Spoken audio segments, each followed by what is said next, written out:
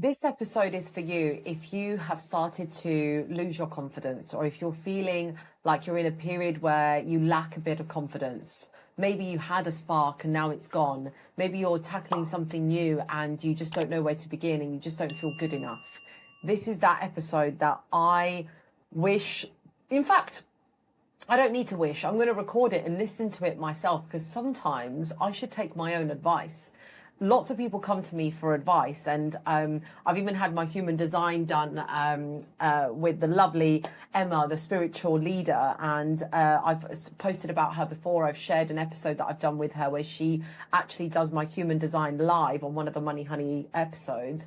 And I am put on this earth to guide. Like, that is my calling, is to guide, to support, to show people the way, and to help, and to be super efficient.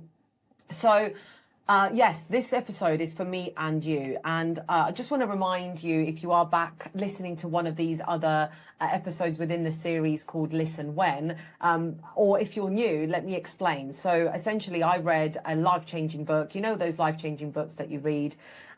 This was by Dr. Julie Smith, called Open When. So credit goes to her for having given me this idea, even though she doesn't even know it. But essentially, the book Open When is a series of chapters that are about anything and everything that we all experience on a day-to-day basis.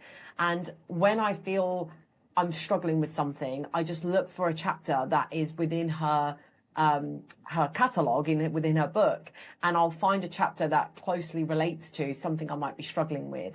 And that's why I created this series, Listen When, because when I go through lack of confidence, or when I go through struggles, or when I go through roadblocks in my business, or when I go through some relationship issues, I too need the support. And this is what I do to cope with it. So these are just like 15 to 20-minute episodes about a particular topic that I perhaps have helped myself through, what my coping techniques are. And this is just a little tea time between you and I whilst I'm in your ear. I'm having my mental clarity tea. And it actually says on my tea, give love, get love. So I'm giving you my love today. And within that, I hope to shed some light on what I do when I feel not confident. This is like when your inner voice is your worst critic, you know, but we need to understand that your inner critic isn't the truth. It's a voice that you've learned. This is a voice that has basically shaped your past experiences, your expectations, the fear, and this voice inside of you is actually convincing you that you are the worst. Right? It's actually really biased, and it's really harsh, and it's actually really inaccurate. So first of all, what we need to understand is that when you are experiencing this inner critic, as the book says, but as I would say, you know, this is what really helped me, is that what I've come to understand is that that inner voice, that inner critic, is basically what's really happening is the voice and what you think is happening is actually supposed to be separate from who you really are. So what does that mean? So when you say to yourself, oh, I'm not good enough, okay, what the book talks about is saying, no, that's my voice. I'm having a thought that I'm not good enough. And you distance yourself from that thought. So if you're saying, I'm not a confident person, then you distance yourself from that and say, no, I'm having a thought about me not being a confident person, but that is not the true essence of who I really am. You really need to create that distance between who you are and the thoughts that you are having, okay? The next thing I do is, okay, I'm recognizing that I'm having that thought, okay, that I'm not confident, or that I'm not good enough yet. What are the facts? Okay, so this really helps me when I think about the facts is, okay, rather than jump into fake positivity, which many books and other gurus out there will tell you to do, like affirmations. So when you're saying to yourself, I'm not good enough, some people would say to you, okay, change that and reframe it into, I'm amazing, I'm the best, I'm doing fantastically well. And actually you're thinking, well, I'm lying to myself. That's not really true. And that's how I felt for years, that I didn't actually feel like I was really saying the truth to myself. Instead, reframe it into something more believable and credible. So I'm learning, I'm improving, I'm figuring this out. And I'll give you a real example of me actually doing this, okay?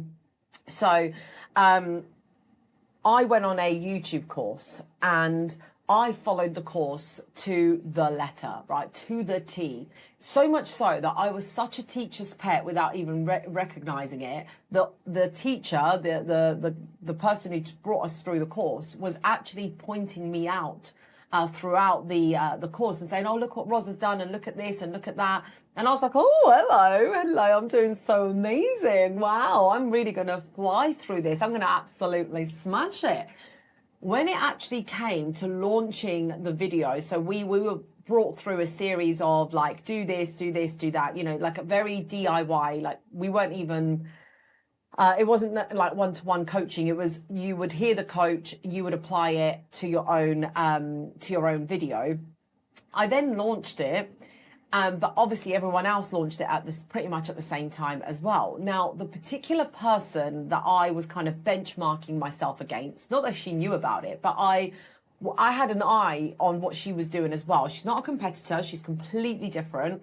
But I was looking at what she was doing, and we were both like the class teacher's pet, right? We were both, oh, look at what she's doing. Look what Roz is doing. And we were both kind of singled out, and we were highlighted many times for doing things, you know, very well. So when it came to launch the video, I was like, okay, right, let's see how we do. Guys, right, I'm not lying here. I don't know what I did, okay? This was me at the beginning, okay? Before I helped myself. I don't know what I did different to her, but she got something like 18,000 views and I got 232. And I was like, I'm sorry, but if I'd got something like 15,000 views and she got 18, or I got 10,000 and she got 18, I'd be like, okay, there's tweaks to be made. But this cost me 4 hours of podcast recording time, 6 weeks course, and in excess of thousands, right? Because I paid for the course, I paid for the podcasting, I paid for the editing and my time, and I've only got 232 views. Like, what the actual TF? Like, what is actually happening here? So, as you can imagine, I absolutely spiraled out of control. Like, no book could help me, guys. Like, no book, Dr. Judy Smith couldn't even come round to my house and woosa the shit out of me, because I was spiraling out of control. I was like, this is unacceptable. Like, I don't know what I've done wrong. So I started feeling sorry for myself. I started beating myself up. I started criticizing myself. I can't tell you how dark of a place I was at, because I felt like I was at school again. Old fears and wounds came rolling back up, and all I could hear was Frau Schmidt, my German teacher, just saying, like, why didn't you get an A star? You know, go back and repeat your exam. That's the kind of student I was. You know, if I got an A in German, I'd come out being like, Miss Frau Schmidt, I got an A. She'd be like, go do it again. Where's your A star? Like, you absolutely could have got an A star, Roz. So go back. I was like, oh, yeah, sure. So I would go back and sit the exam again. Oh, by the way, I was resitting the exam amongst people that got D, E, F. Okay? Because most people who got a C or above were like, get in, absolutely up yours, Frau Schmidt. I'm getting out of here and I'm going to go and have a life. Instead, Rosalia was like, sure, Frau Schmidt. Ja, so bitte. Yeah. And I went back to doing another exam again. So, guys, you have to have known me for a long time, or within these couple of minutes, to know that good is never good enough for me, and I'm always trying to be better. So, of course, I was absolutely devastated that my YouTube video crashed. So, the loss of confidence, feeling like I have no idea what I'm doing, everyone else is better than me. That's the biggest trap that I get stuck in, which if you do, stick with me here, sister. I know that you, or brother, whoever's listening, I know that you are going through this as well. I know that you find moments where you compare yourself, or you've tried really hard and you think life owes you something, and you think, well, why didn't I? And why did they? And why didn't I?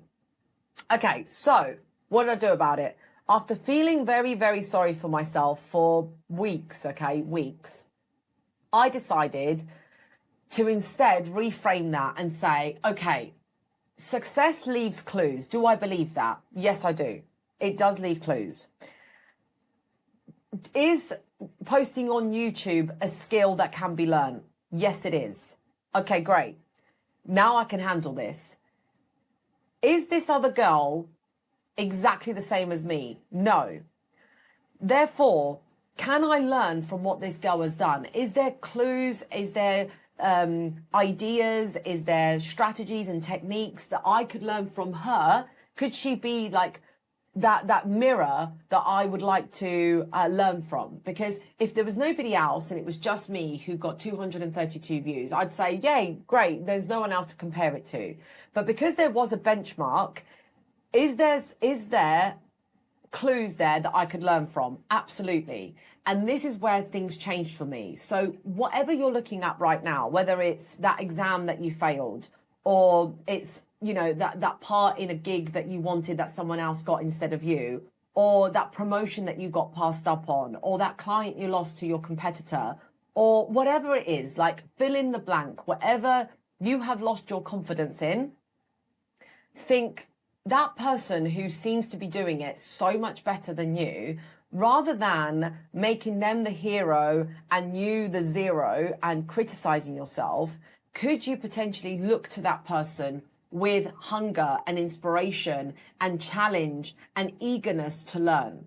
That's how I reframed it. So I reframed the I'm not good enough, that I'm rubbish at this, and that I'll never amount to anything. And I reframed it to, okay, Roz, this is new. YouTube is a new territory for you. Right or wrong? Right. You have had a little setback. Right or wrong? Right.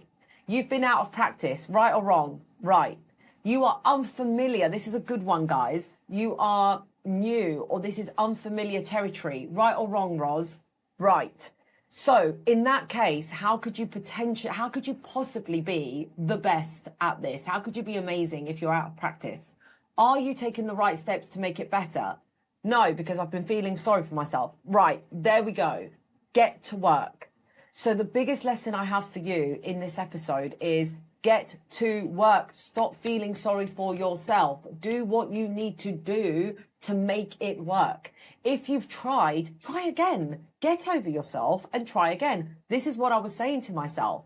What tools do you need? So I looked in my surroundings, looked at her, looked at the person I was comparing myself to, and thought, what tools do they have that I don't?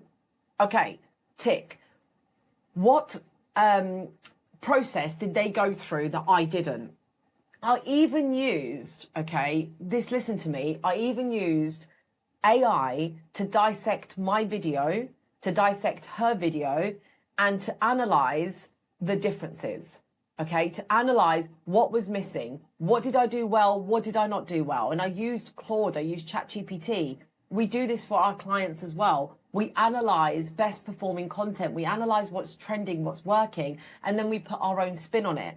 So when you're going through whatever challenge you're going through right now, ask yourself all those things that I just asked myself. Is it that you are just not capable yet? Is it that you need to build the actions and that you're still learning and improving and figuring this out? Because if you're not being fair, supportive, and constructive with your inner voice, then you might as well just give up now, because your inner critic is always going to lead you down the path of giving up. This is not for you. You're not good enough. Someone else is always better.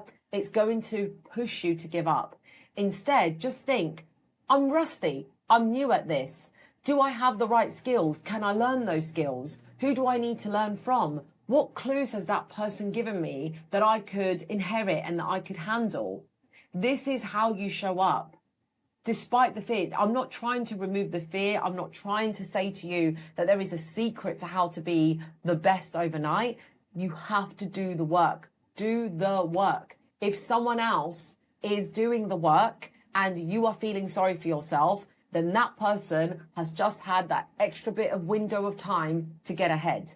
You are holding yourself back from not taking action.